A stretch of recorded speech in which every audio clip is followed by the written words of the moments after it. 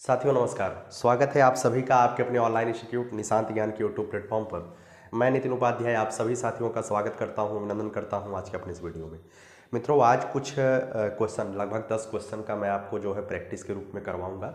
वैसे आप बुक वगैरह से प्रैक्टिस करते रहिएगा, बहुत ज़रूरी है। मैं केवल कॉन्सेप्ट आपको समझाने का प्रयास करूँगा, लेकिन लगभग 10 क्वेश्चन की प्रैक्टिस करवाता हूँ, जिससे आपको पता चल जाए कि एससीईआरटी में क्वेश्चन कैसे आते हैं, यूपी टेट और सुपर टेट में कैसे क्वेश्चन पूछे जाएंगे। कल एक बच्चे ने बहुत हतप्रभ होकर के पूछा कि भैया जितना आसान क्वेश्चन आप बताते हैं, क्या यही आसान क्वेश्चन आपकी परीक्षा में आएगा? तो मैं बता दूं आपको पढ़ाने के लिए टीचर तो सीजीएल लेवल का पढ़ाते हैं, लेकिन आप किसकी तैयारी कर रहे हैं इसको ध्यान रखिए। आप तैयारी कर रहे हैं उत्तर प्रदेश में शिक्षक बनने के लिए, तो उत्तर प्रदेश में शिक्षक बनने की अगर आप तैयारी कर रहे हैं तो जो भी क्वेश्चन आएगा या सीईआरटी से बाहर नहीं आएगा, लिख के ले लीजिएगा, ठीक है। चलिए 5 क्वेश्चनों की प्रैक्टिस के लिए, और उसके बाद अगर आप वीडियो को बहुत कम लोग देख रहा है तो बहुत सारा आप शेयर करिए, जिससे हमारा भी मोटिवेशन बनता रहे और मैं आपके लिए बेहतर से बेहतर कार्य करता रहूं, ठीक है। सबसे पहला क्वेश्चन है कि कौन सा सही है, और यूपी टेट 2011 में क्वेश्चन आया है। ध्यान से सुनिएगा, कौन सा सही नहीं है ये पूछा गया है। दो पूर्णांकों का योग पूर्णांक होता है। पहले कहा गया है दो पूर्णांकों का योग पूर्णांक होता है। आप बताइए, दो पूर्णांक हम ले लेते हैं। दो पूर्णांक क्या होते हैं? जीरो भी पूर्णांक है, एक भी पूर्णांक है, और -1 -2 भी पूर्णांक है। पूर्णांक में जीरो भी आता है, धनात्मक संख्याएं भी आती है, ऋणात्मक संख्याएं भी आती है, पूर्णांक होता है। तो दो पूर्णांक हम जीरो और -1 ले लेते हैं। जीरो ले लेते हैं एक पूर्णांक, और एक प्लस ले लेते हैं -1। मैं आपको केवल बताने के लिए बता रहा हूँ। जीरो में -1 जोड़ दीजिए तो कितना आएगा? -1 आएगा, ठीक है। अब बताइए, क्या -1 पूर्णांक है या नहीं है? -1 पूर्णांक है या नहीं है? आप कहेंगे जी भैया बिल्कुल -1 पूर्णांक है। अर्थात दो पूर्णांकों का योग क्या होता है? एक पूर्णांक होता है। ऑप्शन सही है। दूसरा ऑप्शन है दो परिमेय संख्याओं का योग एक परिमेय संख्या होती है। दो परिमेय संख्या आप ले लीजिए, 1/2 और 1/2। इन दोनों परिमेय संख्याओं का योग एक परिमेय संख्या, अर्थात 1/2 और 1/2 को जोड़ेंगे तो 1 प्राप्त होगा। अर्थात यह भी ऑप्शन सही है। दो परिमेय संख्याओं का योग हमेशा एक परिमेय संख्या होती है, ठीक है ना। उसके बाद बात करते हैं मित्रों, दो अपरिमेय संख्याओं का योग अपरिमेय संख्या होगी। ध्यान से सुनिएगा, आपको एक बार देखने में तो लग रहा होगा दो अपरिमेय संख्याओं का योग एक अपरिमेय संख्या होगी, यह सही हो सकता है, लेकिन मैं कहता हूं यह सही नहीं हो पाएगा। क्यों? कैसे? जैसे एक परिमेय संख्या मैं ले लेता हूं, एक अपरिमेय संख्या ले लेता हूं। एक अपरिमेय संख्या है 1 + √3। अपरिमेय संख्या है कि नहीं है? आप कहेंगे जी भैया बिल्कुल 1 + √3 एक अपरिमेय संख्या है। हम इसमें कहते हैं अपरिमेय संख्या एक जोड़ दीजिए, माइनस का √3 एक अपरिमेय संख्या है। ये भी अपरिमेय है, अपरिमेय यह भी है, ठीक है। यह भी अपरिमेय है, अपरिमेय ये भी है कि नहीं? ठीक है।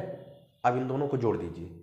इन दोनों को जब जोड़ेंगे तो 1 + √3 और एक प्लस माइनस √3 हो जाएगा। -√3 से +√3 कट जाएगा, बचेगा कितना? 1। और एक अपरिमेय संख्या है क्या? आप कहेंगे जी भैया बिल्कुल नहीं है, एक परिमेय संख्या है। इस वजह से यह जरूरी नहीं है कि दो अपरिमेय संख्याओं का योग एक अपरिमेय संख्या ही होगी, यह परिमेय संख्या भी प्राप्त हो सकती है। अर्थात सी वाला ऑप्शन सही नहीं है। डी वाला ऑप्शन भी देख लीजिए, दो प्राकृतिक संख्याओं का योग एक प्राकृतिक संख्या होती है। 1 + 2 आप ऐड करेंगे 3 प्राप्त होगा, यह भी ऑप्शन जो है सही है, ठीक है ना। उम्मीद करता हूँ आप अच्छी तरीके से समझ गए होंगे। पहला सवाल है ना, यह यूपी टेट 11 का क्वेश्चन है, बेसिक क्वेश्चन है। यह भी क्वेश्चन आपके सुपर टेट एग्जाम में आ सकता है, ठीक। चलिए मित्रों, थोड़ा सा मुझे जो है जुकाम वगैरह है, मैनेज करिएगा, मेरी आवाज़ इधर उधर जा सकती है। उसके बाद देखिए, ये जो दूसरा वाला सवाल मैं बता रहा हूँ, दूसरे वाले सवाल में एक बच्चे को कल मतलब कन्फ्यूजन था, इसी वजह से इस सवाल को मैंने लिया है। 75 से 97 तक, 75 + 76 + 77 प्लस ... 97 तक का आपको योग बताना है, ठीक है। एक फार्मूला आप लोगों ने पढ़ा है, प्रथम n प्राकृतिक संख्याओं का योग होता है। क्या पढ़ा आप लोगों ने फार्मूला? प्रथम n प्राकृतिक संख्या वाला फार्मूला पढ़ा है आपने। प्रथम n प्राकृतिक संख्या का जब योग आपसे पूछा जाएगा, एक फार्मूला आपने पढ़ा है n + 1/2, ठीक है। लेकिन एक फार्मूला आप लोग और भी पढ़े हैं, मैं तो पढ़ाया हूँ। जब आपको जो है टोटल पद पता होते हैं, कोई श्रेणी दी गई है, श्रेणी मतलब उसके सार्वंतर समान है, और कोई श्रेणी दी गई हो तो उसका योग क्या होता है? उसका योग होता है प्रथम पद को ए से प्रदर्शित करते हैं, अंतिम पद को यल से प्रदर्शित करते हैं। ए प्लस यल बटे दो गुणे पदों की संख्या, यह भी एक फार्मूला होता है। ठीक है, जब कोई भी श्रृंखला जैसे 75, 76, 77 एक श्रृंखला में है 97 तक, ठीक है, जब कोई श्रृंखलाबद्ध तरीके से दिया गया हो तो उसका अगर योग ज्ञात करने के लिए कहा जाए तो ए मतलब प्रथम पद, ए को क्या कहते हैं, ए को प्रथम पद कहते हैं, प्रथम, और यल को क्या कहते हैं, अंतिम पद कहते हैं। ठीक है, प्रथम पद प्लस अंतिम पद बटे 2 गुणे पदों की संख्या। अब पदों की संख्या को निकालने का भी फार्मूला मैंने बताया है कि 75 से लेकर के 97 तक कितने पद होंगे आपको नहीं पता चलेगा, लेकिन पदों की संख्या निकालने का जो फार्मूला होता है, पदों की संख्या होती है प्रथम पद यल माइनस ए बटे डी प्लस 1 होता है। क्या होता है, यल माइनस ए बटे डी प्लस 1 होता है। डी क्या है, डी जो है सार्वंतर है। डी क्या है, डी जो है सार्वंतर है। सार्वंतर का मतलब क्या होता है आप सभी लोग जानते हैं। सार्वंतर का मतलब होता है कोई भी श्रेणी दी गई है उसके बीच में कितना का गैप है, पहला पद, दूसरा पद, तीसरा पद, चौथा पद, पांचवा पद में कितने का गैप हो रहा है, उसी को डी कहते हैं। डी का मतलब सार्वंतर होता है। ठीक है, तो फार्मूला क्या है, पदों की संख्या, क्योंकि जब इस वाला योग वाले फार्मूला का प्रयोग करेंगे, ए प्लस यल बटे 2 गुणे पदों की संख्या का प्रयोग करेंगे, तो आपको पदों की संख्या निकालनी होगी। और पदों की संख्या का फार्मूला आप जब तक नहीं जानेंगे तब तक इस फार्मूले को प्रयोग नहीं कर पाएंगे। तो पदों की संख्या का फार्मूला यल मतलब अंतिम पद माइनस ए मतलब प्रथम पद बटे डी मतलब सार्वंतर प्लस 1।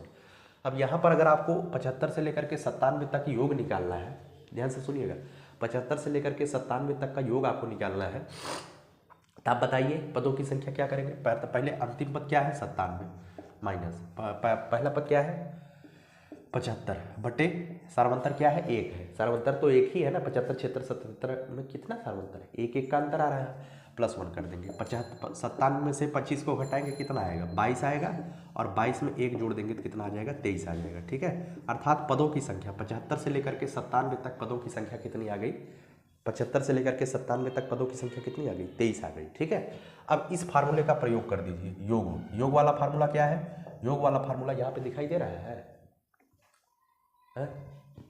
यहाँ पे शायद नहीं दिख रहा है, क्या है, नहीं दिख रहा होगा। चलिए योग वाला फार्मूला आप प्रयोग कर दीजिए। योग वाला फार्मूला क्या है, ए प्लस यल, योग क्या हो जाएगा, योग हो जाएगा ए प्लस यल। ए मतलब 75 प्लस यल मतलब 97, 75 प्लस 97 बटे 2 75 प्लस 97 बटे 2, 75 प्लस 97 बटे 2। ठीक है, और उसके बाद गुणे पदों की संख्या। पदों की संख्या कितनी है, पदों की संख्या भी आप निकालना 23। ठीक है, अब 75 प्लस 97 जोड़ दीजिए, 7 5 12 का 2 हाथ से 1, 9 7 16 1 17, 172 बटे 2 गुणे 23। ठीक है, अब 2 से काटेंगे तो कितना आ जाएगा, 2 8 16, 2 8 16, 1 आया यहाँ पे और 2 आया, 2 छके 12, 86 गुणे 23 आप करिएगा, आपका उत्तर आ जाएगा। ठीक है, 86 गुणे 23 आप करिएगा, आपका उत्तर प्राप्त हो जाएगा।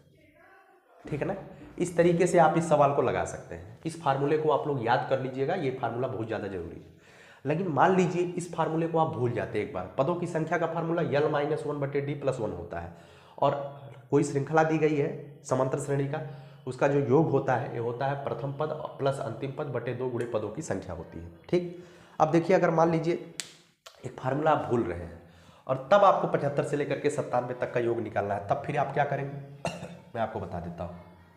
देखिए बहुत बेसिक सवाल है, बेसिक क्वेश्चन है, लेकिन फिर भी बच्चों को कन्फ्यूजन हो जाता है। लेकिन समझिए, पहले करेंगे 1 से लेकर के 97 तक का योग निकाल लेंगे, क्योंकि हमको पता है प्रथम n प्राकृतिक संख्याओं का योग, प्रथम n प्राकृतिक संख्याओं का योग हमको पता है। पहले 1 से 97 तक आप इसका योग निकाल लीजिए, फिर इसी में से माइनस कर दीजिए 75 के पीछे तक का अगर योग आप पहले 1 से 97 तक का पूरा योग निकाल लीजिए, यानी n प्लस 1 बटे 2 से। उसके बाद 75 से 97 तक खाली आपको योग चाहिए ना, तो 1 से लेकर के 74 तक का जो योग है उसको निकाल करके घटा दीजिए। ठीक है, पहले 1 से 97 तक का योग निकाल लेंगे, उसके बाद 1 प्लस 2 प्लस ... 74 इसका योग निकाल करके आप यहाँ पे लगा दीजिएगा। यहाँ पे फार्मूला लगा दीजिएगा, n प्लस 1 बटे 2 वाला फार्मूला लग जाएगा, यहाँ लग जाएगा कि नहीं, यहाँ भी वही फार्मूला लगा दीजिएगा, यानी n+1/2 वाला फार्मूला लगा दीजिएगा। यहाँ पे क्या हो जाएगा, यहाँ पे हो जाएगा 97 गुणे 98/2, ठीक है, माइनस यहाँ पे क्या हो जाएगा 74 गुणे 75/2, ठीक है। यहाँ पे आप अपने हिसाब से इसको निकाल लीजिएगा, ठीक है। हिसाब से इसको आप हल करके बताइएगा, जो पहला जैसे आप पहले हल किए होंगे वही आएगा इसमें भी, ठीक है। तो आपको थोड़ा सा भी कोई कन्फ्यूजन नहीं होना चाहिए। अब इसमें हम गुणा भाग नहीं करेंगे, आप लोग अच्छे से बता दीजिएगा हमको, ठीक। चलिए दूसरा सवाल कंप्लीट हो गया, और किसी भी तरीके का कोई कन्फ्यूजन भी आपको नहीं होगा कि अगर डायरेक्ट आपको योग निकालना है तो किस तरीके से निकालेंगे, और n+1/2 का फार्मूला का अगर प्रयोग करना है तो हम कैसे करेंगे, ठीक है। चलिए, ये जो है यूपी टेट 2013 में आया था, तो ध्यान से इस सवाल को जो है अच्छे से कर लीजिएगा आप लोग, ठीक है। तीसरा सवाल क्या कहता है, देखिए, वह न्यूनतम संख्या यक्स है जिसके लिए संख्या 3, 2, 4 x 3 4 2 11 से विभाज्य है। मैंने 11 की विभाज्यता आपको पढ़ाया है। 11 की विभाज्यता क्या कहती है, 11 की विभाज्यता क्या कहती है बताइए, 3, 2, 4, फिर यहाँ पे यक्स है, फिर उसके बाद है 3, 4, 2। 11 की विभाज्यता कहती है पहले सम स्थान पर जो अंक है, सम स्थान पर अंकों का योग, सम स्थान पर अंकों का योग, पहले सम स्थान पे अंकों का योग निकाल लीजिए, फिर माइनस कर दीजिए, ठीक है। विषम स्थान पर अंकों का योग, विषम स्थान पर माइनस का चिन्ह नहीं लगाएंगे, ये अंतर का चिन्ह लगाएंगे, मतलब जो भी बड़ा रहेगा, मतलब अगर सम स्थान पर अंकों का योग बड़ा है तो बड़े में से छोटा को घटाना है, इसका मतलब ये समझिए, इसी वजह से माइनस का प्रयोग वहाँ नहीं करेंगे। सम स्थान पर अंकों का योग और अंतर करेंगे, विषम स्थान पर अंकों का योग, विषम स्थान पर अंकों का योग अगर अंतर करने पर या तो 0 आ जाता है, तब तो यह संख्या 11 से विभाजित है, या तो 0 आ जाए, या 11 का गुणज आ जाए, ठीक है। तो वह संख्या जो है किससे विभाजित होगी, 11 से विभाजित होगी। अब सम स्थान, पहले विषम स्थान पर संख्या की ज्ञात कर लीजिए, 3, 4, फिर 3, फिर 2, इसको जोड़ लीजिए, 3 + 4 + 3 + 2, 4 3 7, 7 3 10, 10 2 12, ठीक है, 12 हो गया, आ गया ना 12। विषम स्थान पे अंकों का योग कितना आ गया, 12 आ गया। अब यहाँ पे देखिए 2 के बाद क्या आया है, यक्स आया है, ये तो 12 आ गया ना, हाँ। उसके बाद देखिए 2 आ गया, ठीक है, उसके बाद यक्स आ गया, उसके बाद 2 के बाद यक्स के बाद 4 है। अब 2 और 4 जोड़ेंगे कितना आ जाएगा, 6 आ जाएगा, 6 + x, ठीक है। अब देखिए 6 में विषम स्थान पे संख्यों का योग कितना आ गया है, 12 आ गया है, और सम स्थान पे अंकों का योग कितना आ गया है, 6 + x आ गया है। अब देखिए सबसे पहले तो हम प्रयास करते हैं 0 लाने के लिए। अगर 0 ला लेते हैं तो निश्चित तौर पे x की जगह पे न्यूनतम मान आपको रखना पड़ेगा। अब 6 की जगह, मतलब x की जगह पे कौन सा मान रखे, इनका अंतर 11 22 33 44 ऐसा कुछ आ जाए या 0 आ जाए, तो हम देखेंगे कि बहुत आसान है कि अगर हम x की जगह पे 6 रख देते हैं, बहुत आसान है, अगर हम x की जगह पे 6 रख देते हैं, इसका मान 12 हो जाएगा, और 12 में से 12 को जैसे ही घटा देंगे, 12 - 12 कर देंगे, 0 आ जाएगा, और पूरी संख्या जो है 11 से विभाजित हो जाएगी। तो x की जगह पे आप न्यूनतम संख्या के रूप में क्या रखेंगे, 6 रखेंगे, ठीक है, उत्तर आ जाएगा। x की जगह पे न्यूनतम संख्या क्या रखी जाएगी, 6 रखी जाएगी। कोई दिक्कत आपको नहीं होनी चाहिए, कोई दिक्कत, बहुत आसान सवाल है। इसमें अगर आपको दिक्कत होती है तो कहीं ना कहीं आपको समस्या आगे होगी, ठीक है। उम्मीद है कि समझ गए होंगे 11 की विभाज्यता। 11 की विभाज्यता पर ऐसे ही सवाल पूछे जा सकते हैं, ठीक। चलिए चौथा सवाल आपसे क्या कहा गया है, 1 की घात 3 + 2 की घात 3 + 3 की घात 3 + 20 की धन 10 की घात 3 धन 10 की घात 3 की वैल्यू दिया गया है 3025। क्या दिया गया है, 3025 दिया गया। ये सवाल बहुत आसान होते हैं, आते हैं, इस वजह से मैं करा दे रहा हूँ। 2 की घात 3 + 4 की घात 3 + 20 की घात 3 की वैल्यू आपसे पूछा गया है, ठीक है। तुरंत आप क्या काम करिएगा, ये इसी वजह से दिया गया है कि आप इसमें से कुछ कॉमन ले लीजिए, इसके बराबर हो जाएगा। यहाँ पर मैं 2 की घात 3 कॉमन ले लूँगा, तो यहाँ बचेगा 1 की घात 3 प्लस 2 की घात 3 प्लस डॉट डॉट डॉट, इस तरीके से 10 की घात 3 यहाँ पे बचेगा, जब यहाँ पे 2 की घात 3 कॉमन ले लेंगे। ठीक है, सॉल्यूशन यही है, यही सॉल्यूशन है। जब यहाँ पे जो है 2 की घात 3 कॉमन ले लेंगे तो यहाँ पे बचेगा 1 की घात 3 प्लस 2 की घात 3 प्लस डॉट डॉट डॉट 10 की घात 3।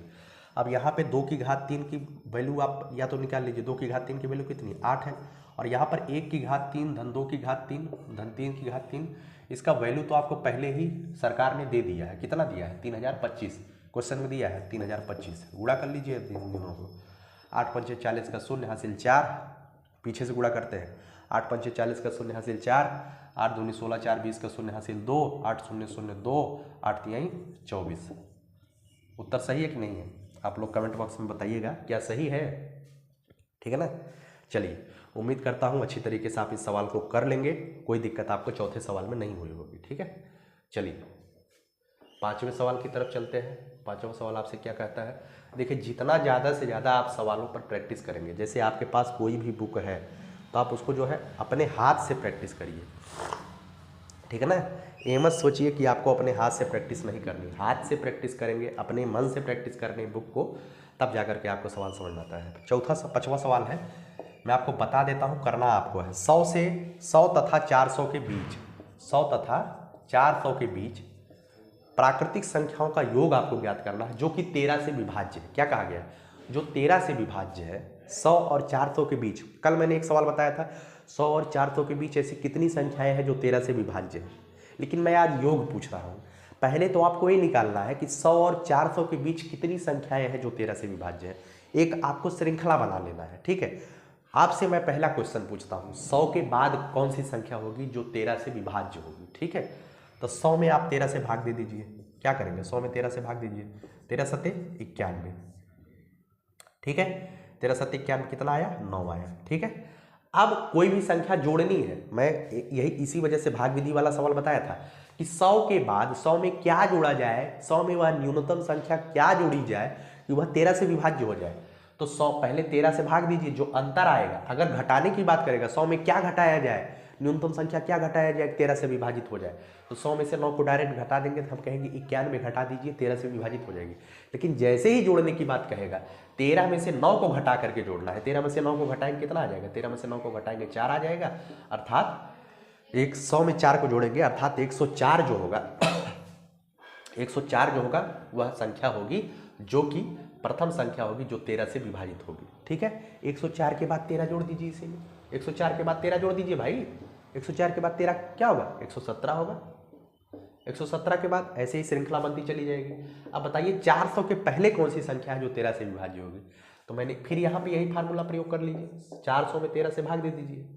13 से जब भाग देंगे, 13 दूनी 26, 13 तिया 39, एक आया, फिर 13 तिया 39, एक आया, फिर 0 आया, ठीक है। ये 10 आ गया, सीधा 10 आ गया, शेषफल कितना आ गया, 10 आ गया। अब आगे भाग ही नहीं जाएगा, शेषफल 10 आ गया, घटाना है 400 में, 400 से ज़्यादा तो लेके जाना नहीं है, इसमें 100 से ज़्यादा लेके जाना था, इस वजह से जोड़ा मैंने। यहाँ पे घटाना है, घटाने के लिए डायरेक्ट 400 में से 10 को घटा देंगे, समझ रहे हो कि नहीं। अगर आपने पिछला क्लास नहीं देखा है तो यहाँ पे आप भटकाव में आ रहे होंगे। 400 में से 10 को घटा दीजिए, 390, अर्थात 400 के पहले 390 एक ऐसी संख्या है जो कि किससे विभाजित होगी, 13 से विभाजित होगी, ठीक है। अगर मैं आपसे कहूं कि 104 से लेकर के 390 तक कितनी संख्याएं हैं, मतलब इसमें कुल कितनी संख्या है, अब तो जितनी संख्या आपको मिल गई है, अब जितनी संख्या आपको ये मिल गई है, ये सभी संख्याएं 13 से विभाजित है कि नहीं है, बताइए। ये तो 13 से विभाजितता का ही मैंने सिस्टम बना दिया यहाँ पे। अब इसमें पदों की संख्या अगर आपसे मैं पूछ लूँ तो क्या लगाएंगे, पदों की संख्या। पदों की संख्या का फार्मूला क्या होता है, l माइनस ए बटे डी प्लस 1।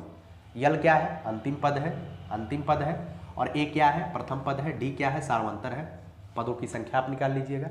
अब जब पदों की संख्या निकाल लीजिएगा तब योग का फार्मूला लगा दीजिएगा, l प्लस ए बटे 2 प्लस इंटू एल प्लस ए बटे 2 गुणे पदों की संख्या, ठीक है। इसी फार्मूले का प्रयोग करके आप जो है उत्तर बताइएगा हमको, इसी फार्मूले का प्रयोग करके आप उत्तर बताइएगा 5वें सवाल का। मैं इसे कर नहीं रहा हूँ, ठीक है। उम्मीद करता हूँ इन 5 सवालों को आप अच्छी तरीके से कर लिए होंगे। ठीक है, अब अगला जो है 5 सवाल मैं और आपको बता देता हूँ, 10 सवाल मैं करा देता हूँ, जिससे अभी तक जितना आपने पढ़ा वो कंप्लीट हो जाएगा और शाम को जब वीडियो बनाऊंगा तो नया अब गुणनखंडों की संख्या बता दूंगा। ठीक है, चल रहा है ना? हाँ ठीक है। अगला सवाल आप लोग देखिएगा इस तरीके से, छठा सवाल है। ये सभी सवाल केवल हिंट दूंगा, लगाना आपको है। ठीक है, क्योंकि मेरा स्वास्थ्य बहुत सही नहीं है, जुकाम है थोड़ा सा, तो मैनेज करिएगा। 1 की घात 2 धन 2 की घात 2 धन 3 की घात 2 डॉट डॉट डॉट 9 की घात 2 का मान दिया है 285। इन सवालों को अभी मैंने एक सवाल घन वाला कराया, उसी तरीके से यहाँ भी क्या करेंगे, यहाँ क्या करेंगे, इसका मान अगर आपसे पूछा गया तो इसमें से 0.11 का स्क्वायर कॉमन ले लेंगे। इसमें जो है 0.11 का स्क्वायर जब हम कॉमन ले लेंगे तो यहाँ पे क्या बचेगा, यहाँ पे बचेगा, यहाँ पे बचेगा, 0.11 से भाग देंगे तो 1 का वर्ग बचेगा। यहाँ पे जब इसमें 0.22 में 0.11 से भाग दे दीजिए, कितना बचेगा, दशमलव दोनों एक ही स्थान पे है तो 11 दूनी 22 हो जाएगा। ठीक है, इतना तो आप लोग जानते होंगे। यहाँ पे 2 बचेगा। इसी तरीके से यहाँ पर डॉट डॉट डॉट कितना बचेगा, 9 का वर्ग बचेगा। 0.11 का वर्ग, 0.11 का वर्ग गुणे 1 का वर्ग धन 2 का वर्ग धन डॉट डॉट डॉट 9 के वर्ग का वैल्यू दिया गया है 285।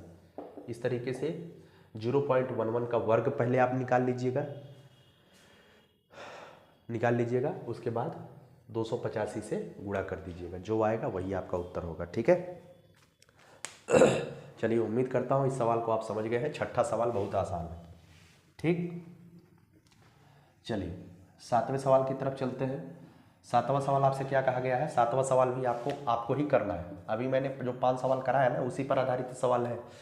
5वां सवाल है -37 -33 -29 प्लस डॉट डॉट डॉट 12 पदों का योग आपसे पूछा है। ठीक है, 12 पदों का योग आपसे पूछा है। जब योग आपसे पूछा जाए और समांतर श्रेणी में दिया गया है, तब मैंने अभी ये फार्मूला बताया था। क्या बताया था? फार्मूला बताया था n + a/d इंटू पदों की संख्या। आपको यहाँ पे तो पदों की संख्या निकालनी नहीं, क्योंकि प्रथम 12 पदों का योगफल कहा गया, तो पदों की संख्या कितनी हो जाएगी, 12 हो जाएगी। और यल आपसे कहा गया है। ध्यान से देखिएगा इस सवाल को कैसे लगाएंगे। अभी जो आपने देखा कि पदों का मतलब जब पद दिए रहते हैं, प्रथम 12 पदों का योग आपसे पूछा गया है, उनके योग का फार्मूला होता है यल + a/, यहाँ पे डी मैंने लिखा था, डी नहीं होता है, 2 होता है, यल + a/2 इंटू पदों की संख्या। ठीक है, अब प्रथम पद तो आपको पता है -37, लेकिन अंतिम पद अर्थात 12वां पद आपको नहीं पता है। ठीक है, तो 12वां पद निकालने के लिए इसका एक फार्मूला होता है, Tn बराबर होता है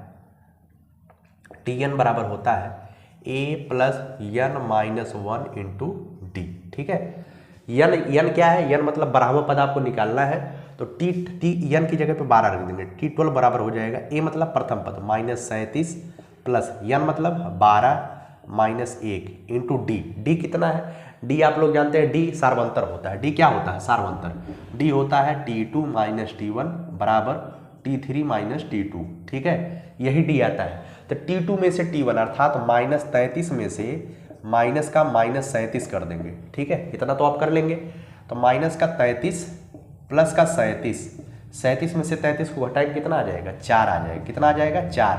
इतना तो आप लोग जानते हैं, अर्थात जो सार्वंतर प्राप्त होगा आपको 4 प्राप्त होगा। ठीक है, या तो T3 में से T2 को घटा दीजिए, -29 में से -33 करेंगे, -33 करेंगे तब भी 4 आएगा। तो सार्वंतर कितना आएगा, सार्वंतर 4 आ जाएगा। तो डी की जगह पे हम क्या रख देंगे, डी की जगह पे हम 4 रख देंगे। ठीक है, डी की जगह पे 4 रख देंगे। T12 का मान आपको पता चल गया, -37 प्लस 12 में से 11 गुणे 4 -37 प्लस 11 चौक 44।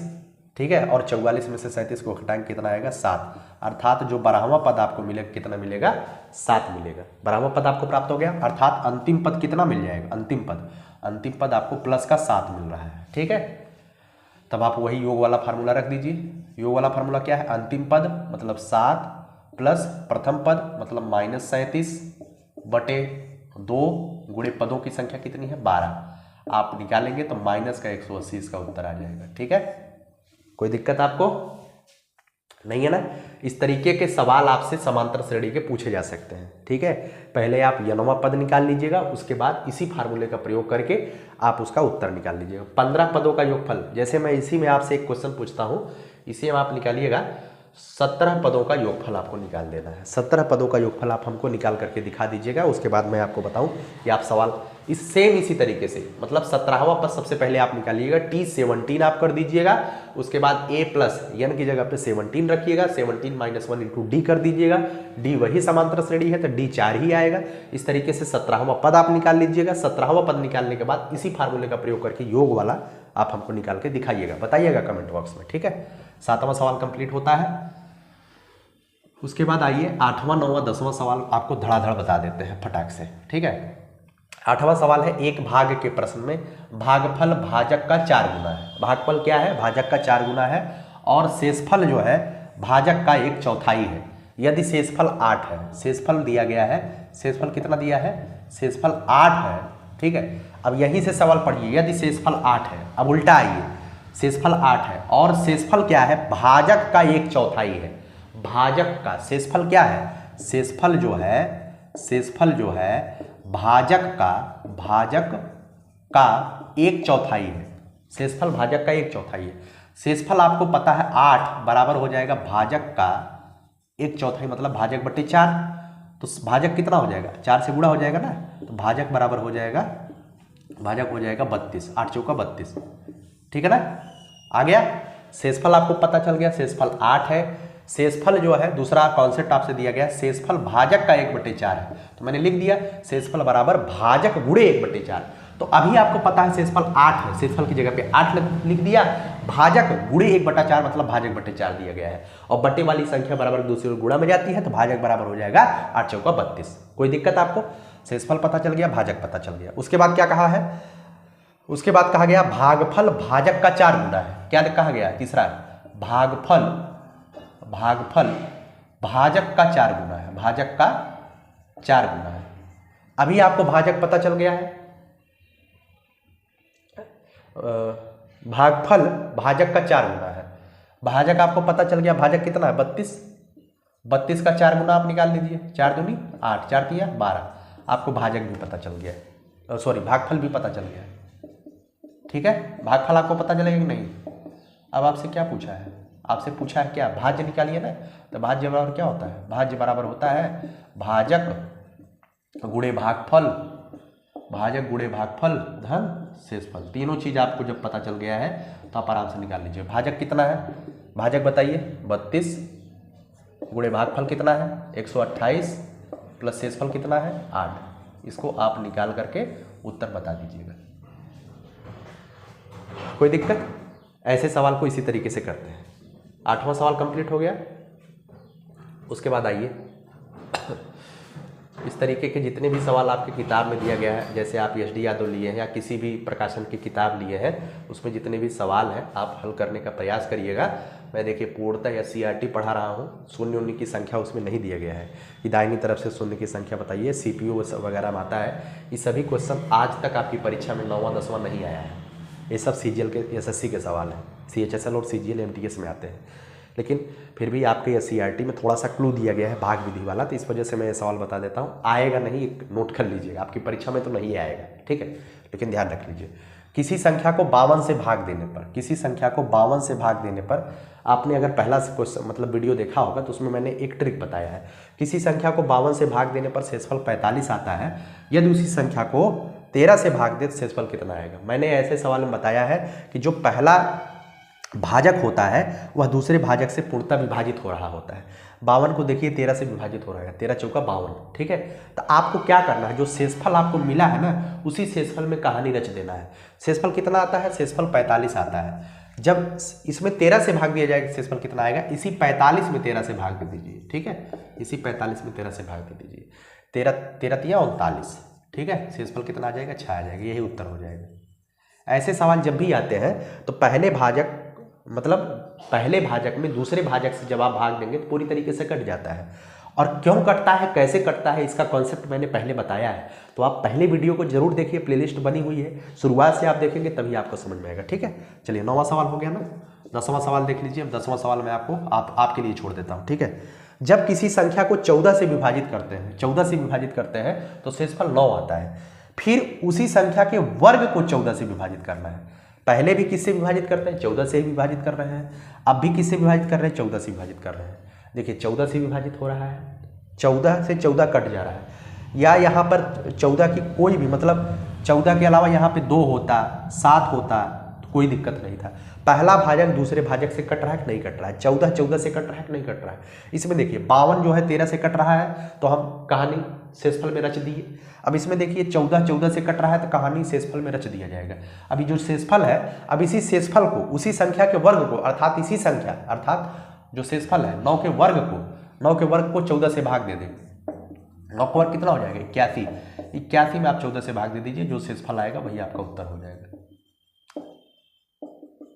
कोई दिक्कत आपको नहीं है, ठीक है। ये 10 सवाल मैं आपके लिए बताया हूँ। इस 10 सवालों को आप लोग अच्छी तरीके से नोट कर लीजिएगा, पढ़ लीजिएगा, ठीक है। उम्मीद करता हूँ इन 10 सवालों को आप लोग देख लेंगे और इन 10 सवालों से बहुत कुछ आपको नया भी सीखने को मिला होगा। और नया सीखने को मिला है, कमेंट बॉक्स में कमेंट करिएगा कैसा लग रहा है मेरा पढ़ाना। और धीरे धीरे इसी तरीके से स्टेप आगे बढ़ाऊंगा। लगभग 10 वीडियो मैं बनाऊंगा संख्या पद्धति के लिए। 10 वीडियो में पूर्णतः सीईआरटी कवर कर दूंगा। इस 10 वीडियो से बाहर आपका क्वेश्चन नहीं आएगा, जो कि आपके यूपी टेट और सुपर टेट में आता है, ठीक है। कैसी लगी वीडियो कमेंट बॉक्स में जरूर बताइएगा। यार बहुत ज़्यादा दिक्कत है ना। चलिए फिर भी मैं आप लोगों के लिए मेहनत करूँगा, मेरा तो यही काम ही है। और जो नोट्स के लिए आप लोग पूछते हैं, तो मैं नोट्स जो है तैयार करवा रहा हूँ। बहुत जल्दी नोट्स तैयार हो जाएगा। वैसे भी आपका एग्ज़ाम तुरंत नहीं आ रहा है, इस वजह से थोड़ा अच्छे से नोट्स बन रहा है। तो लगभग अक्टूबर के प्रथम सप्ताह के बाद आपको मैं नोट्स दे दूंगा। वो नोट्स को मैं पेड रखूँगा, ठीक है। इस बात को पहले से नोट कर लीजिएगा। नोट्स फ्री में नहीं दे पाऊँगा, क्लासेज फ्री में दे रहा हूँ। उम्मीद है कि क्लासेज का आप भरपूर आनंद ले रहे होंगे। इसका ही फल, इसका ही गुरुदक्षिणा के रूप में आप पेड का जो हमारा नोट्स ले लीजिएगा, ठीक है। चलिए आपका बहुत बहुत आभार वीडियो को देखने के लिए। चैनल पे पहली बार है सब्सक्राइब करिएगा। वीडियो पसंद आती है तो वीडियो को लाइक जरूर किया करिए और अपने साथियों तक जरूर शेयर करिए। बहुत बड़े बड़े टीचर से आप पढ़ते हैं, मुझे भी पता है। बहुत मूर्धन्य विद्वान टीचर यूट्यूब पर पढ़े हुए हैं, मैं सबका सम्मान करता हूँ। लेकिन आप अगर अपने भाई से सीखते हैं, आपका भाई एक एक क्वेश्चन, अगर मैं ईश्वर मेरे स्वास्थ्य को सही रखें, सौभाग्य मेरा साथ रहा, भाग्य मेरा मित्र रहा, तो यूपी टेट और सुपर टेट के एक एक क्वेश्चन को मैं अपने व्हाइट बोर्ड से मिला दूंगा। यह मेरी गारंटी है, क्योंकि मैं पिछले 7-8 सालों से लगातार जो है, कुछ लोग कहते हैं ना कि आप जो है साइंस वगैरह नहीं पढ़ाते हैं, सब कुछ मेरा सब्जेक्ट है। मैं लगातार पिछले 7-8 सालों से कंपटीशन के क्षेत्र में तैयारी ही कर रहा हूँ और पढ़ाता भी हूँ, ठीक है। तो जाहिर सी बात है, कहीं ना कहीं कुछ ना कुछ तो अनुभव होगा ही होगा। सेमेस्टर की परीक्षाओं में एक एक सवाल फंसा देता हूँ, है ना। आपकी जो सेमेस्टर वो तो बहुत आसान होता है, फिर भी हो जाता है। उसके बाद पहला आप लोग टेस्ट लीजिएगा, आप जब यूपी टेट दे के आइएगा, देखिएगा आपका एक एक क्वेश्चन फंसा है मैथ का कि नहीं फंसा है, ठीक है। चलिए बहुत बहुत आभार। आखिरी लाइन बोल करके वीडियो को समाप्त करूँगा। राह देखेंगे तेरी चाहे जमाने लग जाए, जमाने लग जाए, जमाने लग जाए, या तो मिलेगी तू या तो हम ही ठिकाने लग जाए। कितना मेहनत कराएगी यार ज़िंदगी, ठीक है, कितना मेहनत कराएगी। आखिरी में मैं अपने लक्ष्य को जरूर प्राप्त कर लूँगा, यह सत्य है, तय है, निश्चित है। इतनी मेहनत के बावजूद कहाँ जाएगा, ठीक है। चलिए बहुत बहुत आभार, धन्यवाद।